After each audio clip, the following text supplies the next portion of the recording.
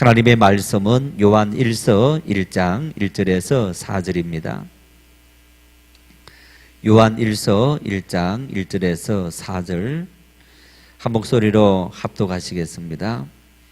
태초부터 있는 생명의 말씀에 관하여는 우리가 들은 바요 눈으로 본 바요 자세히 보고 우리의 손으로 만진 바라. 이 생명이 나타내신 바 된지라. 이 영원한 생명을 우리가 보았고 증언하여 너희에게 전하노니 이는 아버지와 함께 계시다가 우리에게 나타내신 바 된 이시니라. 우리가 보고 들은 바를 너희에게도 전함은 너희로 우리와 사귐이 있게 하려 함이니 우리의 사귐은 아버지와 그의 아들 예수 그리스도와 더불어 누림이라.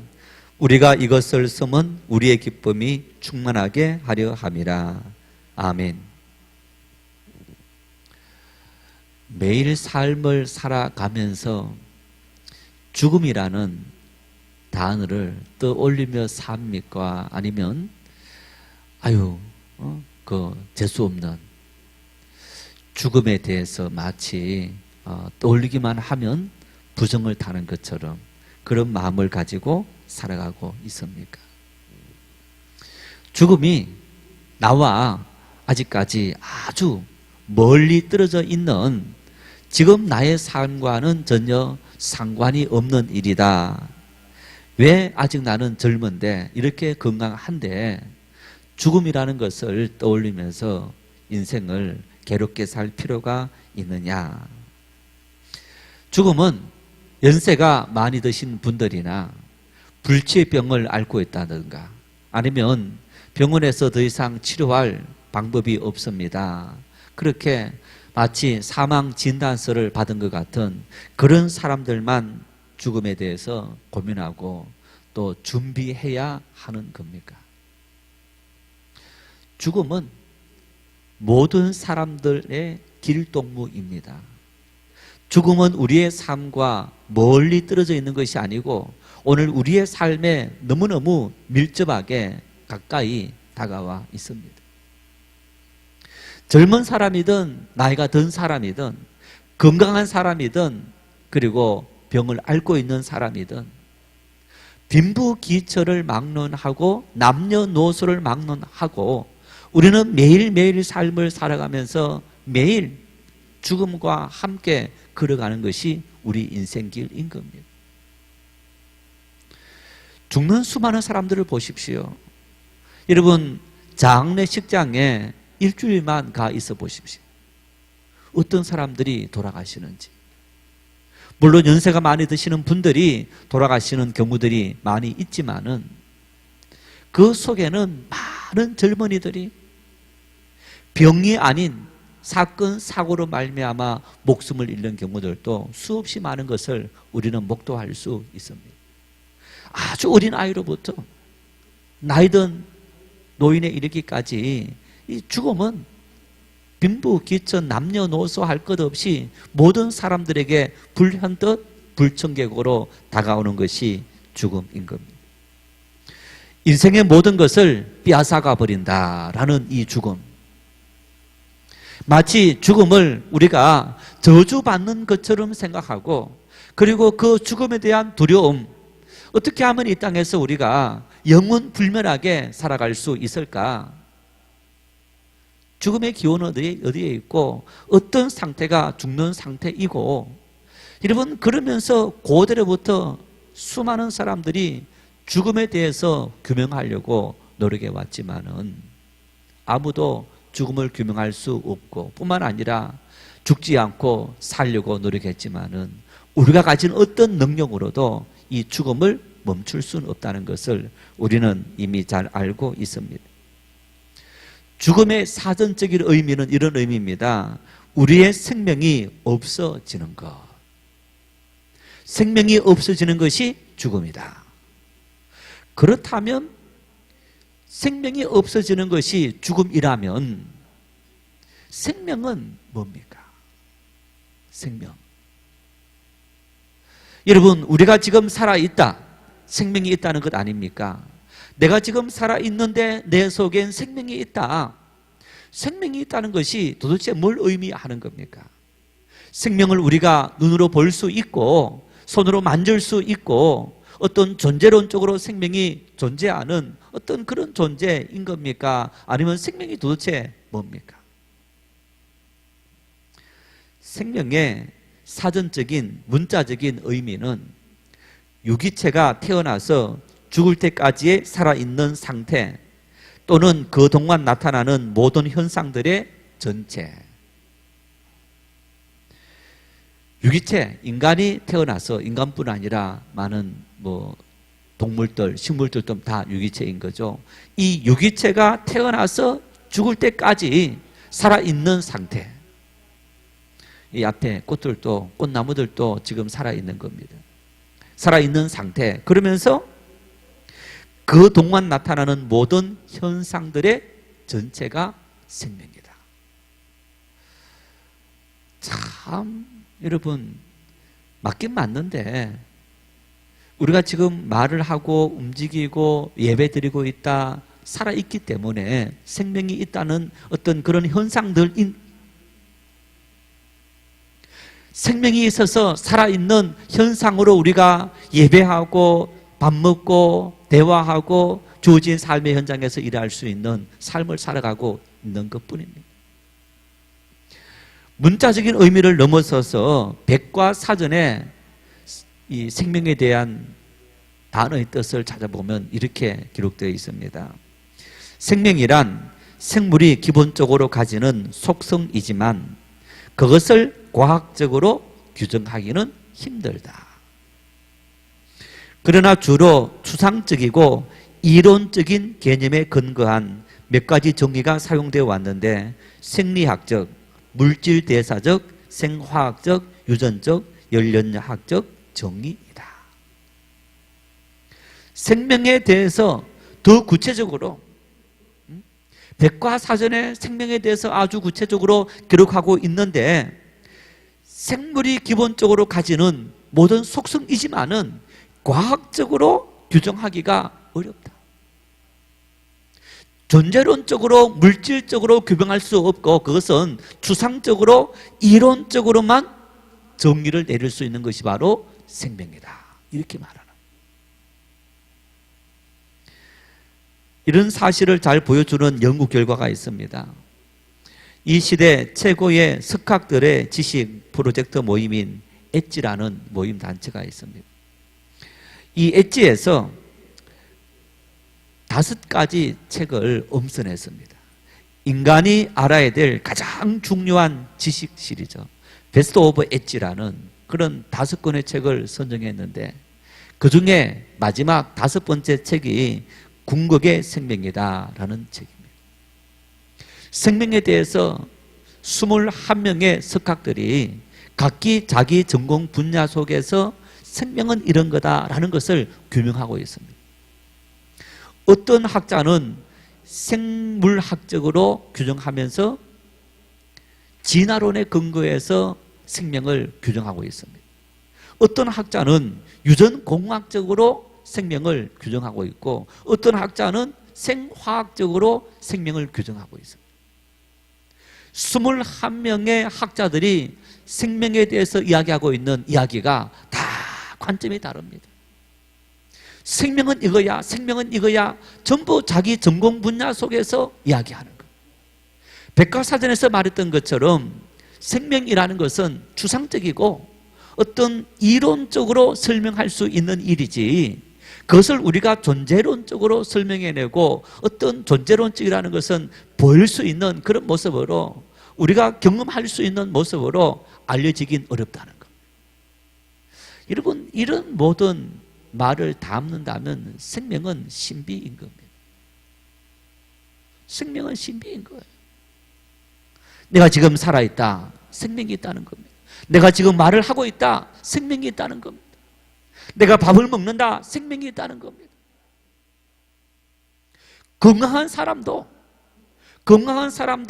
여러분 생명이 떠나간 순간에 그 사람의 그 모든 활동이 중지되어지고 죽는 것을 우리가 볼 수 있고 아무리 건강하지 못하더라도 그 생명이 붙어 있는 한 그 사람은 죽지 않고 살아있는 것을 우리는 볼 수 있는 겁니다. 한마디로 생명은 정말 우리가 어떻게 규명하기 어려운 오리무중, 안개와 같다, 이렇게 말할 수 있습니다. 한 부자가 있었습니다.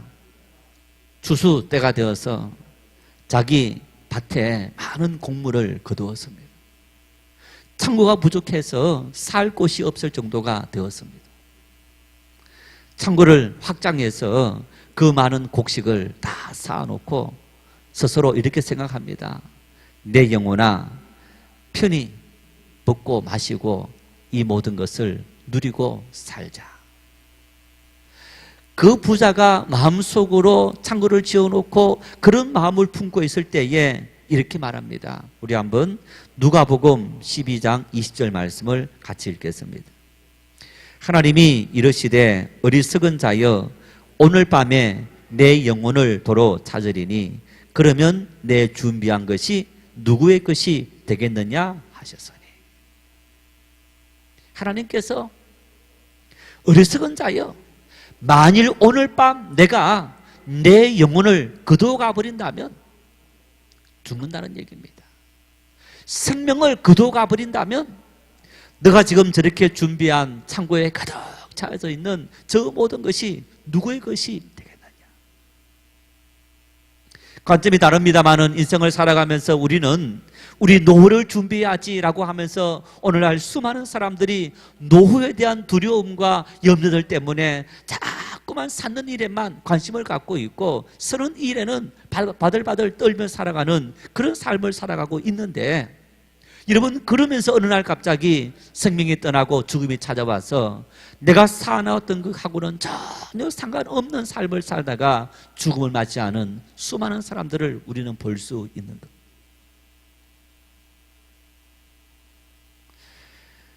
이러한 생명, 여러분, 이러한 생명, 우리를 살아있도록 만드는 생명, 이 생명은 도대체 어떤 존재이고 이 생명은 어디에서 기원되었으며 우리가 죽으면 생명은 먼지나 안개와 같이 완전히 없어져 버리는 것입니까?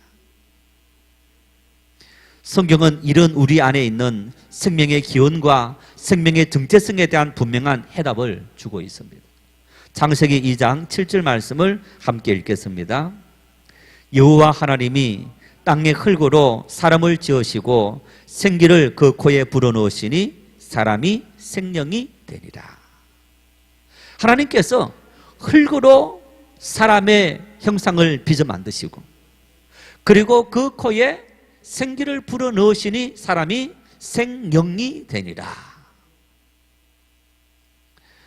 이 말씀에 흙으로 사람을 지어서, 이 말씀은요, 본능적인 본성을 가진 존재, 이 존재는 어떤 짐승이 갖고 있는 어떤 혼적인 두려워하고 어떤 본능적으로 먹고 그리고 본능적으로 배설하는 이제 그 상태의 인간의 모습은 바로 하나님께서 흙으로 사람을 지으신 그 모습인 겁니다.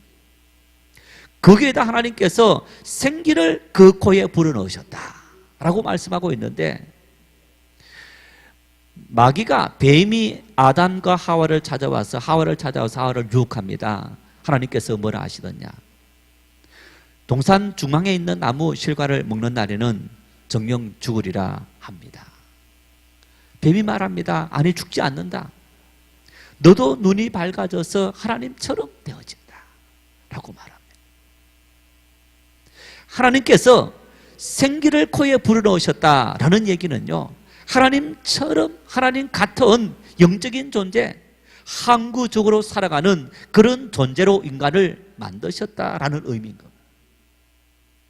우리와 함께, 여러분, 천사가 영적인 존재이며 하나님께서 영적인 존재이고 우리 역시 마찬가지로 육체를 갖고 있지만은 그 속에 영적인 존재가 있어서 우리는 영원히 살아가는 그런 존재인 겁니다. 물론 때가 되면 항해를 갖고 있는 흙은 사라지겠지만은 우리 영혼은 사라지지 않고 하나님과 영원히 살아가는 그런 존재로 우리는 빚음을 받았다라는 것이 오늘 이 말씀에 대한 해답이기도 합니다. 사도 요한이 본문 말씀에서도 생명의 기원이 무엇인지 밝히고 있습니다. 우리 본문 1절 말씀을 같이 읽겠습니다. 태초부터 있는 생명의 말씀에 관하여는 우리가 들은 바요, 눈으로 본 바요, 자세히 보고 우리의 손으로 만진 바라.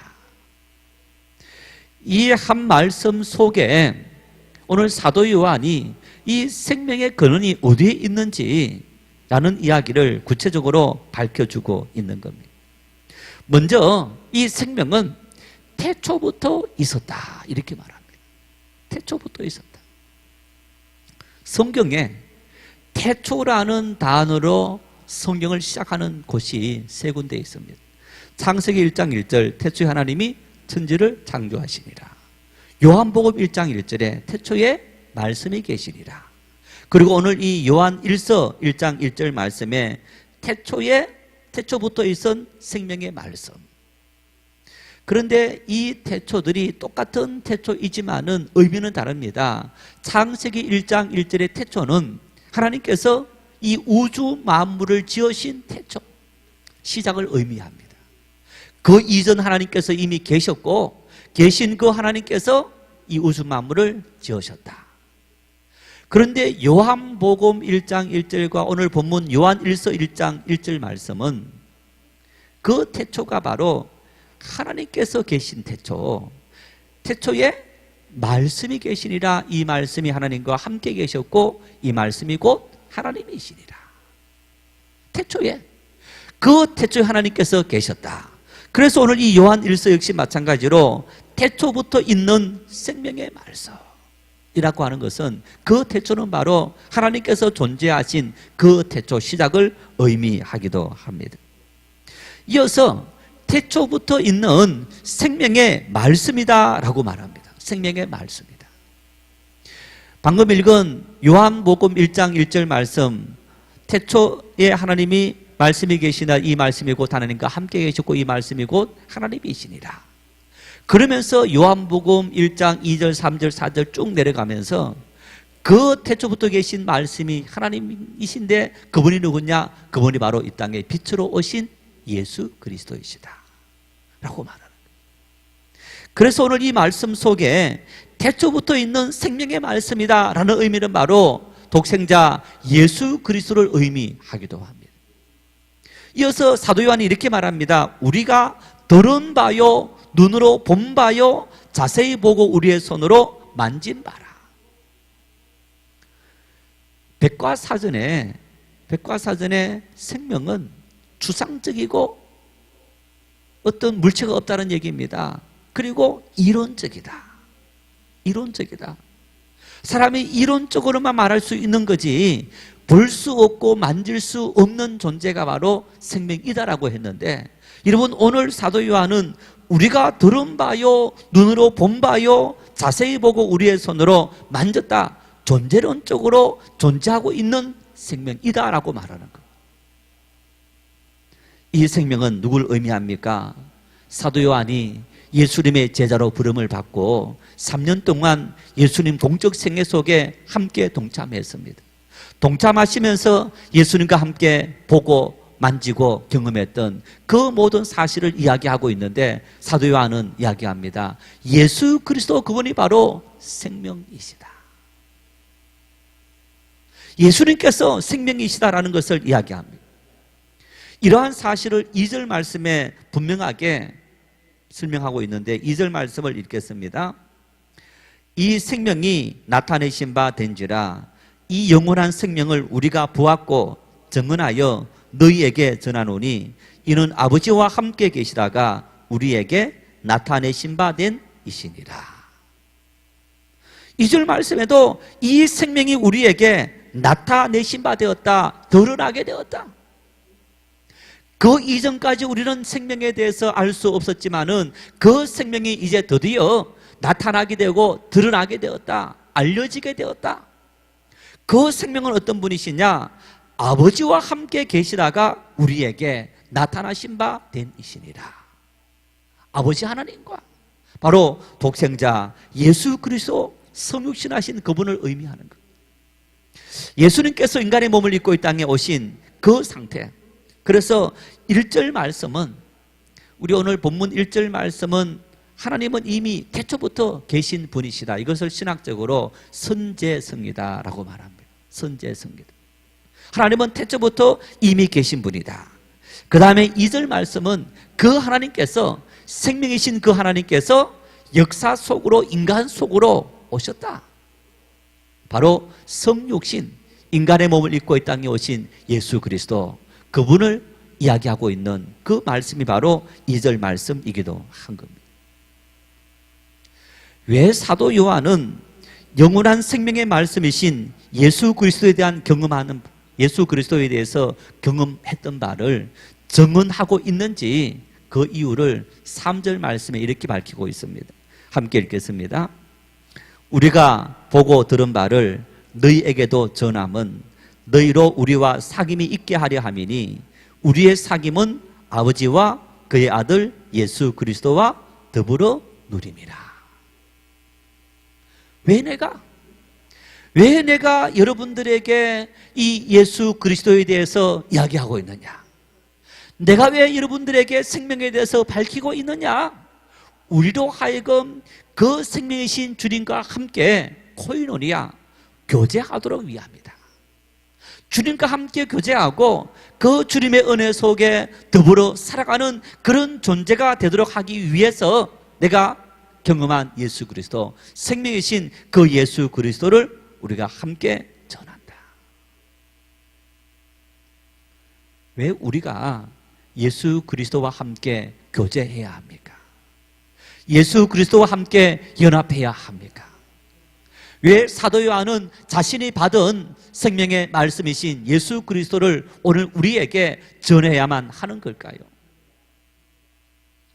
사도 요한은 이 사도 요한 1서, 2서, 3서뿐 아니라 요한복음도 쓴 저자입니다. 요한복음 15장 5절 말씀에 이렇게 말씀합니다. 함께 읽겠습니다. 나는 포도나무요 너희는 가지라. 그가 내 안에 내가 그 안에 거하면 사람이 열매를 많이 맺나니 나를 떠나서는 너희가 아무것도 할 수 없습니다. 예수님은 비유로 예수님 자신과 오늘 수많은 하나님을 믿는 사람들, 성도들의 관계를 비유하기를 나는 포도나무다.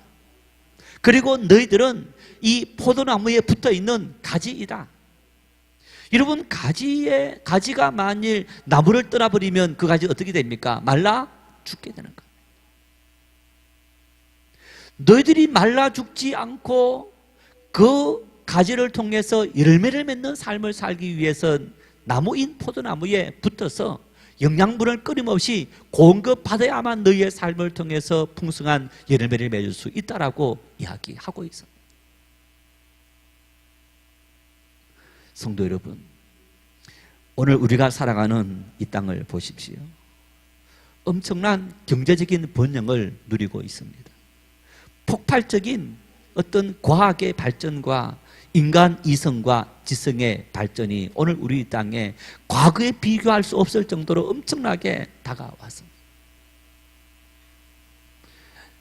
지난 주중에 미국에서 13살짜리 중학생 여자아이가 총을 들고 가서 학교에서 친구들을 총을 쐈는데 다행히 죽은 사람은 없는데 여러 명 이제 중경상자가 나왔다고 합니다. 그러면서 그 총기 사고에 대해서 쭉 이렇게 보여주는데 미국의 학교에서 자기들이 총을 갖고 와서 친구를 쏘는 이런 일들이 비일비재하게 일어나고 있는 거예요. 그런 죽음만 있는 겁니까? 수많은 있을 수 없는 그런 일들이 일어나는데 여러분, 왜 멀쩡한 친구가 친구들을 향해서 총을 쏩니까? 겉으로는 멀쩡했겠지만은 어떤 이 정신적인 압박, 스트레스, 이런 부분들이 엄청나게 많은 현실들을 우리에게 보여주고 있는 것이 아니겠습니까? 사람들은 과거에 비해서 엄청나게 부유한 삶을 살아가고 그리고 더 많은 지적인 것을 누리고 과학적인 혜택을 누리고 살아가고 있음에도 불구하고 예전에 비해서 훨씬 더 많은 스트레스를 받고 그리고 더 많이 인생에 고민하고 우울증 환자들이 훨씬 더 많이 생기는 그런 모습을 우리가 볼 수 있어요. 이런 모든 본능들이 우리 인생으로 하여금 기쁨을 주고 행복을 주고 그러면서 내 마음속에 이 정도면 되었다라는 그런 만족을 주고 있는 겁니까? 채워도 만족할 줄 모르는 삶을 살아가는 것이 인생들의 모습인데 왜 이러한 삶이 우리에게 다가오는 겁니까? 포도나무이신 예수 그리스도, 생명의 근원이신 그 예수 그리스도로부터 우리가 생명의 은혜를 함께 나누지 않았을 때 그 영혼이 죽어가는 현실이 바로 오늘 이 땅의 삶의 모습인 겁니다. 욥기서에 이렇게 말합니다. 욥기 33장 4절 말씀 같이 읽겠습니다. 하나님의 영이 나를 지으셨고 전능자의 기운이 나를 살리시느니라. 하나님의 영이, 하나님의 생명이 우리를 지으셨고 그리고 그 전능자의 기운이, 전능자의 생명이 우리를 살리신다. 다시 말하면 나는 포도나무요 너희는 가지니 나를 떠나서는 너희가 아무것도 할 수 없다라고 예수님께서 말씀했던 것처럼 여러분 욥 역시 마찬가지로 전능자의 그 생명의 기운을 우리가 함께 누리고 나눔받고 그래야만 우리의 삶에 평강이 있고 기쁨이 있고 열매 맺는 삶을 살아갈 수 있는 은혜를 우리가 누릴 수 있게 된다라고 이야기하고 있는 것. 전능자의 기운의 능력을 힘입는다. 여러분 그 이야기를 오늘 사도 요한은 우리가 주님과 더불어 누림이라, 교제함이라. 우리가 주님과 교제함으로 주님의 그 은혜를 생명을 함께 나눔으로 우리의 삶 속에서 열매 맺는 삶을 살아갈 수 있고 평강의 삶을 살아갈 수 있고 감사와 기쁨의 삶을 살아갈 수 있게 되더라. 왜? 우리는 생명이신 하나님의 생명을 따라서 지음받은 존재이기 때문에. 간혹 새를 가끔 이렇게 그 새를 음식으로 삼켜서 그런 사람 이야기, 아주 이상한 그런 이야기들을 볼 수 있는데 여러분 대다수 99.99% 사람들은 육체의 건강을 위해서는 음식을 먹어야 됩니다. 좋은 음식을 먹고 적당한 운동을 하면서 자신의 몸을 잘 관리해야만 우리 육체가 건강해질 수 있는 겁니다. 우리 생명의 원천인 이 영혼은 하나님의 말씀을 먹어야 됩니다. 주님과 교제해야 됩니다. 하나님의 생명의 그 원천에서부터 우리는 끊임없이 교제하면서 그 생명의 기운을 이어받아야만 우리 영이 건강할 수 있고 우리 영이 우리의 생명이 되어서 우리 인생을 활기차게 만들 수 있게 되는 것. 사도 요한은 그 이야기를 오늘 본문에서 하고 있습니다. 우리가 보고 들은 바를 너희에게도 전하만. 우리가 보고 들은 바다 어떤 이야기입니까? 사도 요한이 3년 동안 예수님과 공적생애 사역에 함께 부름받아 동참하면서 예수님께서 산상수훈의 말씀을 하면서 복 있는 사람, 심령이 가난한 자는 복이 있나니 천국이 저희 것이며 애통하는 자는 복이 있나니. 여러분 이런 말씀부터 비롯해서 수없이 예수님의 말씀들을 사도 요한은 들었습니다. 그리고 그 말씀의 역사가 나타나는 현장을 사도 요한은 직접 보고 경험해서 하나님의 말씀을 듣고 하나님과 교통하고 그 생명이 우리 속에 활기차게 움직일 때, 그럴 때 우리가 이 자연적인 현상, 육체 현상 속에 매여 있었던 우리의 모든 삶은 하나님의 능력으로 초월적인 삶을 살아갈 수 있다는 것을 우리는 경험하게 되었다고.